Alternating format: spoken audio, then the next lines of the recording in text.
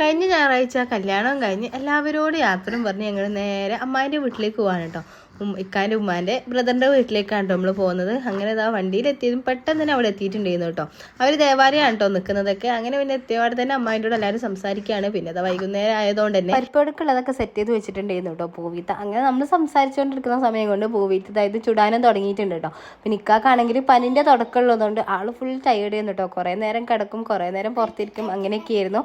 പിന്നെ അത് അജുവും ആയിഷൊക്കെ അവിടെ നല്ല കളിയിലാണ്. പിന്നെ അത് ഇക്ക് പുറത്തേ ഇരിക്കാൻ കേട്ടോ. അപ്പോൾ മക്കൾ രണ്ടുപേരും പുറത്തേക്ക് വന്നിട്ടുണ്ട് കേട്ടോ ഇക്കാൻ്റെ അടുത്തേക്ക്. പിന്നെ അത് അമ്മായിയോ ഇവിടെ വന്നിട്ട് ഓരോന്ന് സംസാരിക്കാൻ കേട്ടോ. അതിൻ്റെ അടുക്കാണ് നമുക്കൊരു ഡ്രിങ്ക്സ് തന്നത് കേട്ടോ.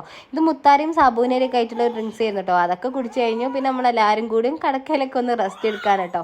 ആ ഒരു സമയത്ത് ഇത് നമ്മളെ ചായയും അതുപോലെ തന്നെ പരിപാടിയൊക്കെ റെഡിയാക്കി ടേബിളിൽ സെറ്റ് ചെയ്ത് വെച്ചിട്ടുണ്ടായിരുന്നു കേട്ടോ. പിന്നെ കുറച്ച് ബിസ്ക്കറ്റുകളും ഉണ്ടായിരുന്നു കേട്ടോ. അപ്പോൾ അതൊക്കെ കൂട്ടിയിട്ട് നമ്മളെല്ലാവരും കൂടി എന്നിട്ട് ചായ കുടിക്കാൻ കേട്ടോ. എവിടെ പോവുകയാണെങ്കിലും വൈകുന്നേരത്തെ ചായ അത് മസ്റ്റാണ് കേട്ടോ.